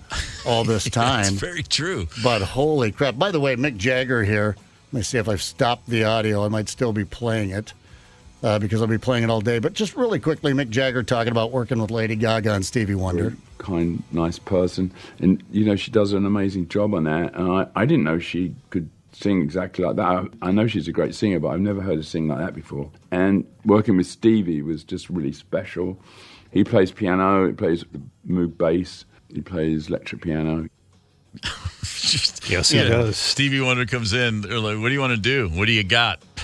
I got play lazy. it all. Yeah, we heard the first song there. We played it that first day of the big release. And then I got lazy, A lot going on. I've listened to the remix of Tim probably 25 times. But I guarantee I'll be through that album right there, Hackney Diamonds, by noon. It's funny. He said, I've never heard Lady Gaga sing like that. I had that moment too, and it was a long time ago. She had a few hits, and she was everywhere wearing a meat suit, won some award show. That's right. There was a time when she was 2 or 3 years in, but I still hadn't. I just was like, whatever, just another pop star.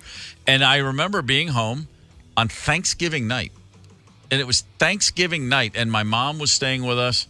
And there was a Lady Gaga holiday special on ABC. And I remember thinking, she's that big? Wait a minute, what's going on? It's like 2009, maybe 10. And I thought, wait, she's got a network holiday special Thanksgiving night? This doesn't make any sense. And it started, and she was on a rooftop, like a rooftop bar in L.A. singing a duet with Tony Bennett. And she sang one song, and I went, I am all in. I had no idea that woman could sing like that. She was incredible. Yeah, she's amazing. And not just vocal gymnastics. I mean, a stylist from the get-go. And I was like, okay, that's as good a singer as there is in this generation, and I'm on board. So whether I like every particular song or not, I'm like, go Gaga. And I thought her Super Bowl show was incredible. Yeah. Absolutely incredible. I was like, all right, I'm not a grumpy old man anymore. I like Gaga. Right. I know I always get on the bandwagon really late. I'll be honest, I didn't really listen to Amy Winehouse until she died, and then went back and went, well, missed that boat, big and bad. Just totally missed it, went right in the water into the bottom. Sure. So when Gaga came around, I was like, all right, what's the big deal? And then I did do that with Taylor Swift, to be honest. You can have her. She's God bless her. She's grown on me only because, the stuff she made during the pandemic that was not so poppy. Yeah. My daughter played me that, and I was like, okay, there's something there. I dig it. But I look at Taylor like I look at, the Neil Armstrong. Like I can't relate to that on any level. It's impressive. Well done. Yeah. I'm just going to make it. I'm going to have a Pop-Tart now. Thanks. Yeah. Thanks Whatever. for Thanks for getting my daughter to talk to me about football for the first time in her life. That's exactly right. We did. Taylor Swift is saving American dads and daughters Yeah, right now. right. So Philadelphia, let's switch tracks here real quick. Philadelphia is a massive sports town. It's a big music town. It's a big, easy to get your ass kicked in the middle of the street for no good reason town. Boy, those people in Philly are chippy. I'm just saying. I've spent a lot of time there, and you can look at someone and you think your face is smiling, and they think you're glaring, and all of a sudden you're having words. They're just on edge. What can I say? City of brotherly, I'll kick your ass right now, love. And so the Phillies, by the way, who are now in the postseason. Always a scary venture, a Philadelphia playoff game for any sport. Always got to, just watch your back. Yeah. A Philly fan, a guy went to the game last night, Philadelphia hosting the Pirates, and he brought along his service animal.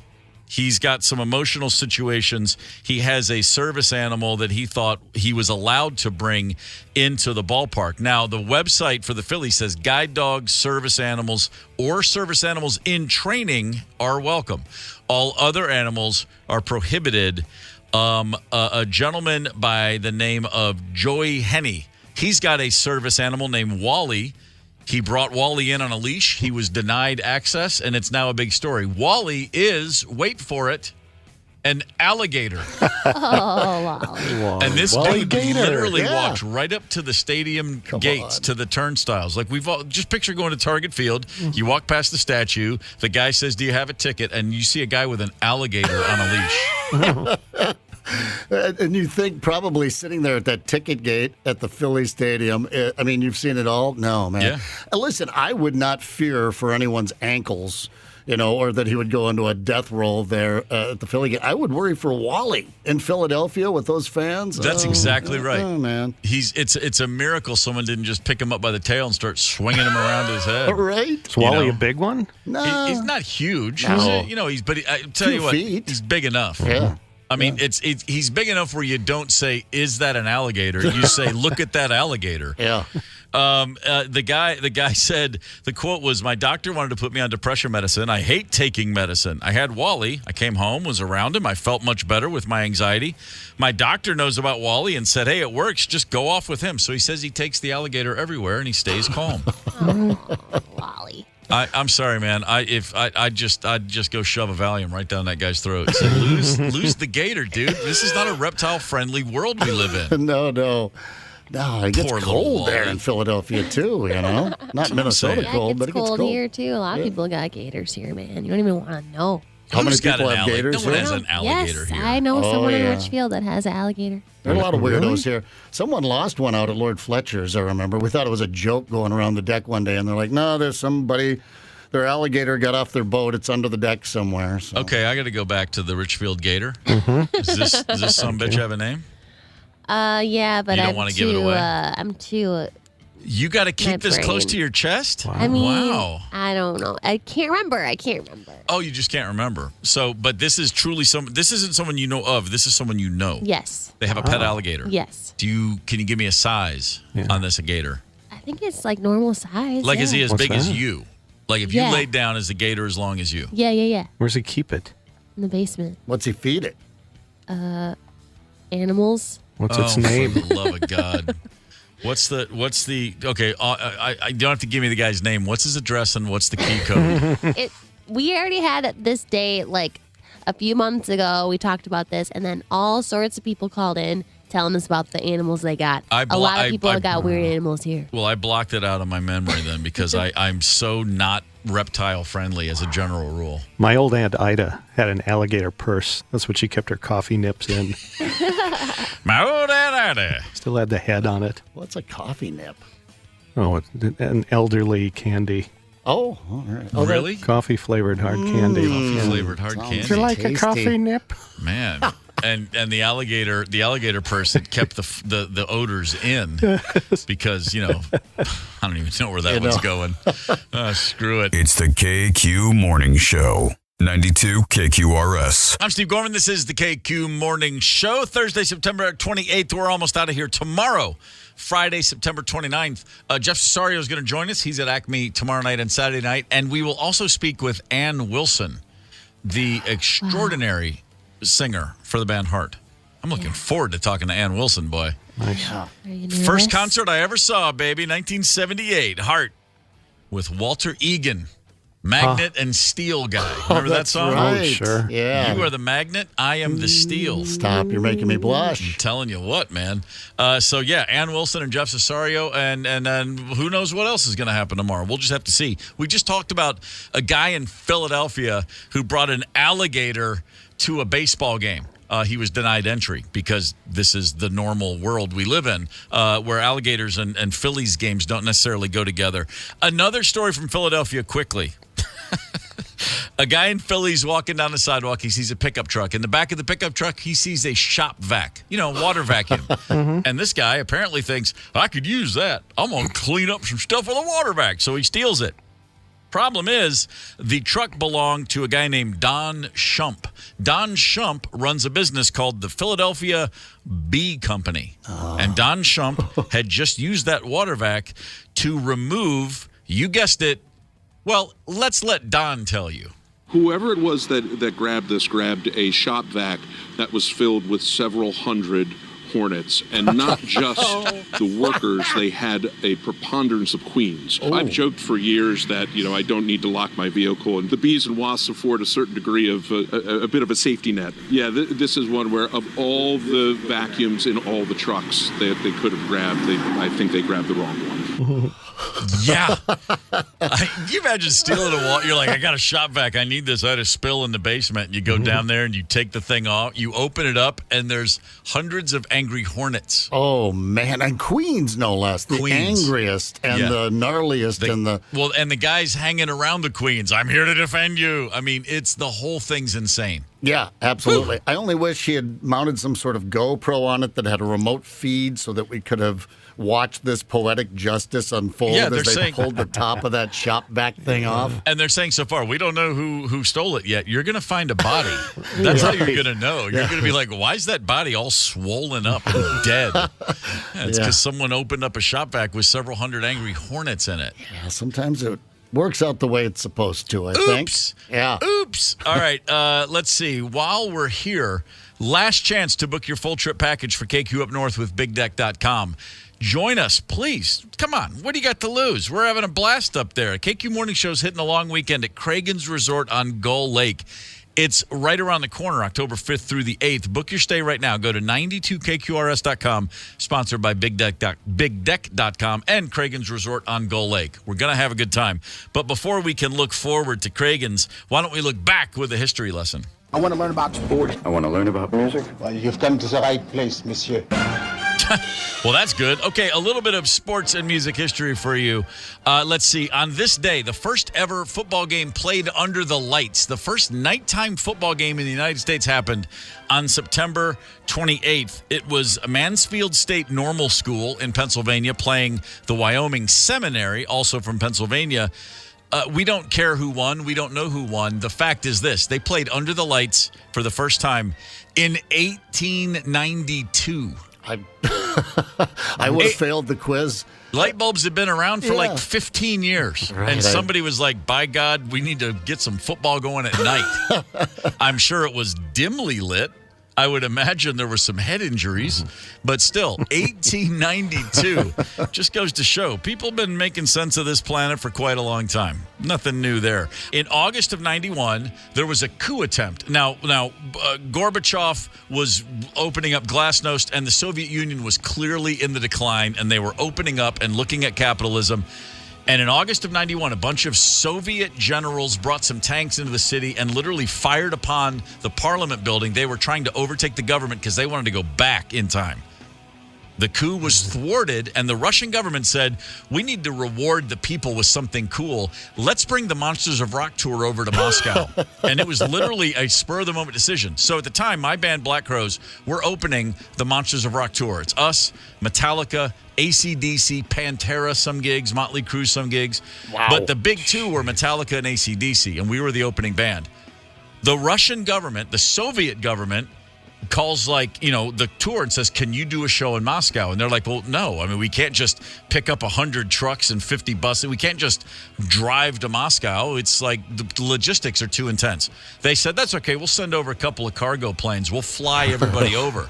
Okay. So those giant, we have the C-5A is the biggest American cargo plane in the military. Well, the Soviets had one bigger. They sent a few of them to Germany. The entire tour drove into these Soviet military planes at trucks and buses and all flew to Moscow. Nothing to worry about there. To play a show in an airfield for free. A concert of goodwill for the Russian kids. We did not travel on a bus in a cargo plane. And by the way, you have to realize we're still touring on our first album, and this is just like, oh, by the way, guys, we added a show in Russia, and we're like, do what? Okay. One day we go to the airport in England. We're waiting at the little private section. It's the Black Crowes, our manager, and then Metallica, and we're on Paul McCartney's G5. What a bizarre statement to say. Because trust me, we were like, this is really weird. We get on a plane. It's us and Metallica. McCartney wasn't there, but it was his plane. Time Warner underwrites the whole thing because they say, we'll film this and have a big DVD. We fly to Moscow. And, it's like we're going into I grew up afraid of these. It's like I'm going to Ruskies. They got nukes. Yeah. These are the enemy. Right. We're all kind of freaked out about it.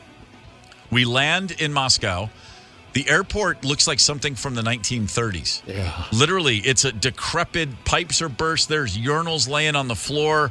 It's a mess. It's a third world country, and we are immediately shocked because we grew up afraid of these guys, thinking they were our greatest rivals. They didn't have a nickel to spare, and this is, again, shortly before the end of the Soviet Union. We drive into town, and we get to this hotel, and they're like, this is the biggest hotel in the world, 10,000 rooms, or whatever they're saying. This is the most impressive hotel you'll ever see. Filled with cockroaches. No exaggeration. Walk into a room, turn on the light, and they fly under the bed and under the tables. And I turn right around. I walk right to the bar, and the bar had sofas and couches. And I'm like, I'm sleeping here tonight. I'm not going back to that room. Sure. And everybody in my band, same thing. We're all at the bar within 10 minutes like, I'm not going back to that room. That's disgusting. At some point, we have interpreters, and they say, does anybody want to go get dinner? There's a good Italian restaurant. And we're like, really? In Russia? Okay. Group of us, 11 of us, go to an Italian restaurant. We sit down. It's us and a bunch of Soviet high echelon military guys. They all look just like Leonid Brezhnev. And they're all wearing uniforms with the medals. It's like something out of it's my idea. I'm a Gen X kid who grew up terrified of the Soviet Union, and I'm in a room full of Brezhnevs and their prostitutes. Well, scantily clad young women who, unless it's take your drunk niece to work day, I don't think it was.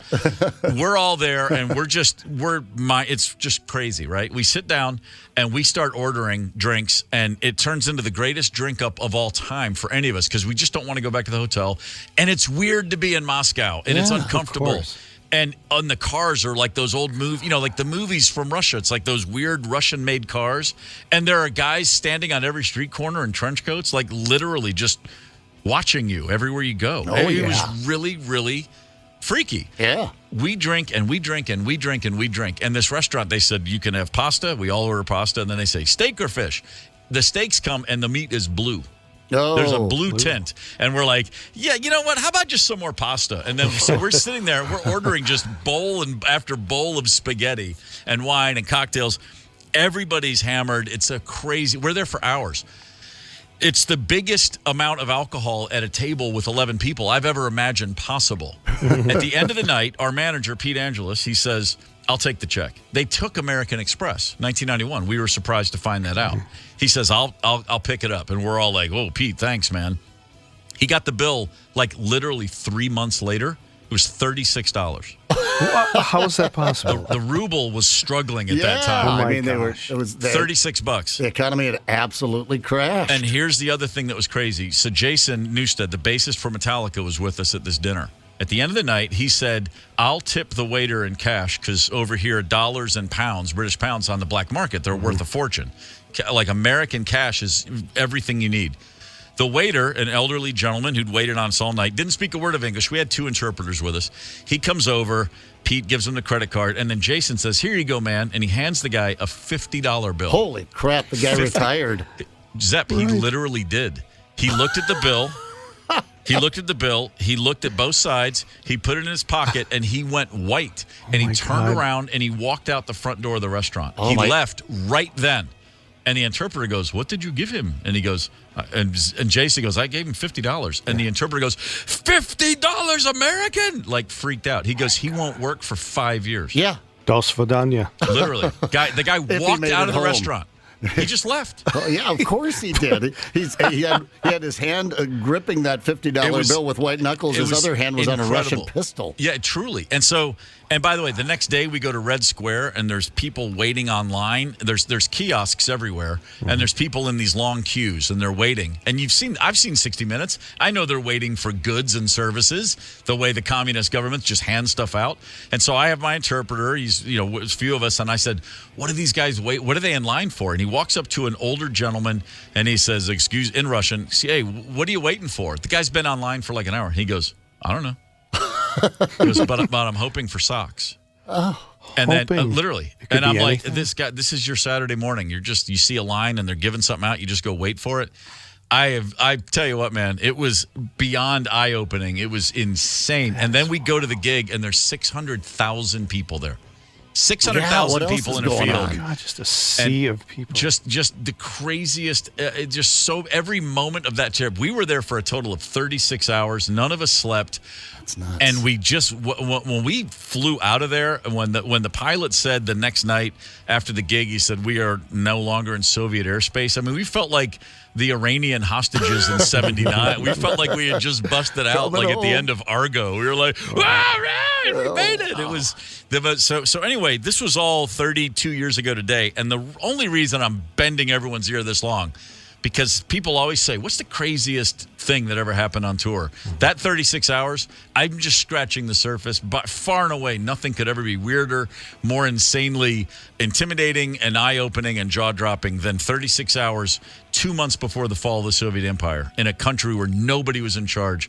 Pure chaos. That's all there was. What a singular experience. Do you remember your next show after that? Was it just like the next night? Yeah. We landed in London at 6 a.m. Sunday morning, and we played in Oxford, England that night.